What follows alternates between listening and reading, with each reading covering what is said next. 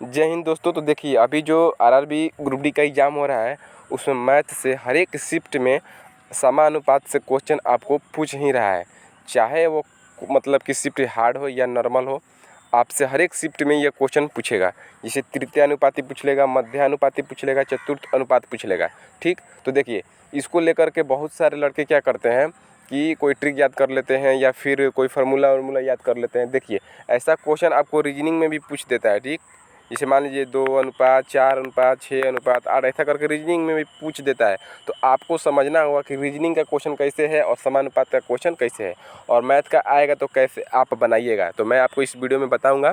ठीक, तो देखिए रीजनिंग में जब आएगा तो आपको वह बोलेगा नहीं कि चतुर्थांश निकालिए, सॉरी चतुर्थ अनुपात निकालिए या मध्य अनुपात निकालिए या तृतीय अनुपात निकालिए। आपको कुछ नहीं बोलेगा तो समझ जाइए कि बस ये है का रीजनिंग है। ठीक, अब चलिए अगर मैथ आ जाएगा समानुपात से तो आप कैसे इसको बनाइएगा। देखिए, मैथ में अगर आपको आ जाए, अगर बोल दिए तृतीय अनुपात निकालिए या मध्य अनुपात निकालिए या चतुर्थ अनुपात निकालिए, तो सबसे पहला चीज़ देखिए, आप फार्मूला मत रटिए। देखिए फार्मूला से क्या होता है, बहुत सारा मतलब क्या के ऊपर एग्जाम में प्रेशर होता है और आप मतलब कि याद नहीं आ पाता है। ठीक, तो कंसेप्ट को सीख के जाइएगा तो हमेशा आप मतलब कि वहाँ से कर पाइएगा। ठीक, तो चलिए सारे इसके कंसेप्ट को हम देख लेते हैं और उदाहरण से भी सवाल को मतलब हम इसमें समझेंगे और सारे कंसेप्ट को देखेंगे। ठीक, तो चलिए देखिए, सबसे पहले हम आपको बता देना चाहते हैं कि देखिए, जब भी आपसे चतुर्थांश पूछ ले, सॉरी चतुर्थ अनुपात पूछ ले, तो उसमें आपको 3 संख्याएं दी गई होती है।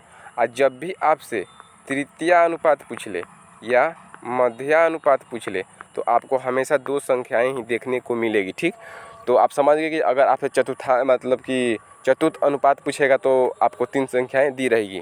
ठीक, तो चलिए सबसे पहले हम जान लेते हैं कि देखिए क्या होता है कि जब संख्याएं इस रूप में रहती हैं, ए अनुपात बी समानुपात सी अनुपात डी, इसी रूप में आपको संख्याएं देखने को मिलेगी। और एक और रूप देखने को मिलेगा, क्या, ए रेशियो बी समानुपात यहाँ पे बी रेशियो सी, यानी एक संख्या 2 बार प्रयोग होगा।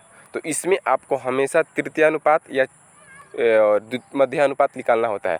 और इसका मतलब देखिए क्या होता है, ए रेशियो बी यानी ए बट्टे बी समानुपात का मतलब कि बराबर, और सी रेशियो डी यानी सी बट्टे डी, यही इसका मतलब होता है। ठीक, और इसका मतलब होगा ए रेशियो मतलब बी और ये समानुपात बराबर फिर बी बट्टा सी, और तिर्यक गुना जब कीजिएगा तो ये आ जाएगा बी स्क्वायर बराबर ए सी। ठीक, इस तरीके से। तो चलिए हम क्वेश्चन लगा करके समझेंगे, और ये भी आपको याद रखना होगा किसी मतलब कि देखिए बेसिक जानिएगा तो आप एग्जाम में कर पाइएगा। फार्मूला रट के जाइएगा ट्रिक वगैरह तो एग्जाम में प्रेशर के चलते बन नहीं पाता है। चलिए पहले हम क्वेश्चन के द्वारा इसको समझ लेते हैं। ठीक, तो सबसे पहले मान लीजिए हम आपको क्वेश्चन देते हैं, मान लीजिए 3 अनुपात 4 समानुपात 5 अनुपात x। अब आपसे क्वेश्चन इस तरह देकर पूछ देगा कि इसमें चतुर्थ अनुपात क्या होगा। तो आपको कंसेप्ट मालूम है, 3/4 यानी 3/4। ठीक, समानुपात मतलब बराबर, और ये 5/x मतलब 5/x। अब तिरछा गुणा कर दीजिए, 3 में x से गुणा कीजिएगा तो 3x, और बराबर 4 में 5 से गुणा कीजिएगा तो 20, यानी कि आपको x बराबर आ जाएगा 20/3। ठीक, ये हो गया आपका चतुर्थ अनुपात। इस तरीक़े से आप चतुर्थ अनुपात निकाल लिए।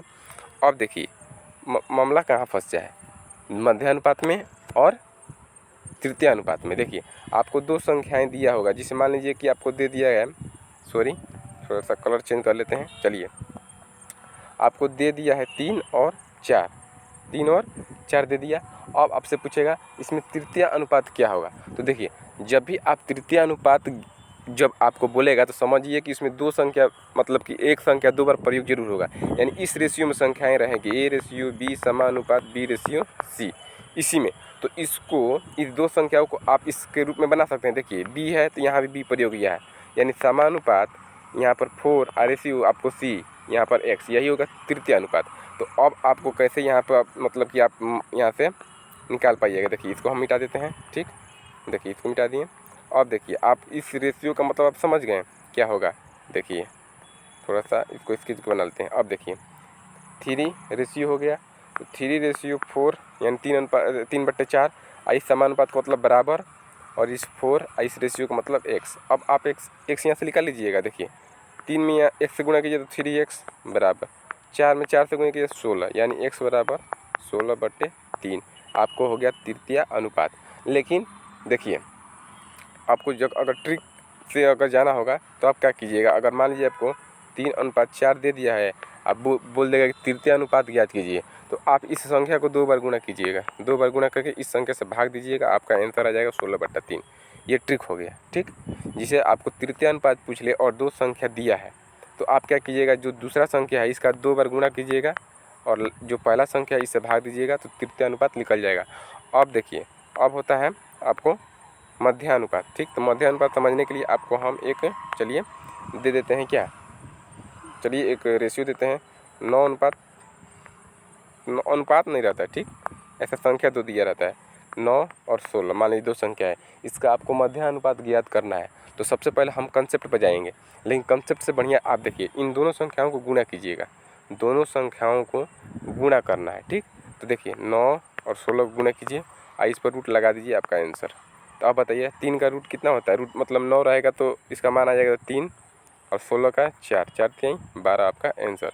लेकिन अगर आपको बेसिक कंसेप्ट से जाना होगा तो देखिए आपको क्या करना होगा। ठीक, बेसिक अगर आप कंसेप्ट से जाना चाहते हैं तो देखिए 9 और 6 नहीं 16, एक सेकेंड, कितना हो गया 16, 2 संख्या आपको दिया गया है। अब इसको आपको रेशियो में पहले सजा लेना है। देखिए 9:1 समानुपात x/16, इस तरीके से संख्या आएगा। अब आप जानते हैं कि 9x के लिए यहाँ पर बट्टे x समानुपात के लिए बराबर और x/16। अब जब आप तिरछे गुना कीजिएगा तो फिर वही बात आ जाएगा, x में x से गुना कीजिएगा तो आपको हो जाएगा x² अब बराबर 9 में और 16 से यहाँ से गुणा कीजिएगा तो 9 × 16 और स्क्वायर हट के जाएगा तो इधर रूट चढ़ जाएगा और x बराबर यहाँ से मान आ जाएगा 9 का 3 16 का 4 यानी 12 आपका उत्तर आ जाएगा इस तरीके से। ठीक, तो देखिए आप इस वीडियो में समझ चुके हैं क्या चतुर्थ अनुपात निकालने के लिए, मध्य अनुपात निकालने के लिए और तृतीय अनुपात निकालने के लिए। तो बेसिक से भी, कंसेप्ट से भी और सारा मतलब आपको ट्रिक वगैरह फार्मूला जो भी है आपको बता दिए। ठीक, और इस तरीक़ा से आप इसको मतलब कि सवाल लगा लीजिएगा थोड़ा, तो आपका कॉन्फिडेंस बढ़ जाएगा। तो मिलते हैं अगले वीडियो में एक नए अपडेट और अच्छे क्वेश्चन के साथ। तब तक के लिए जय हिंद।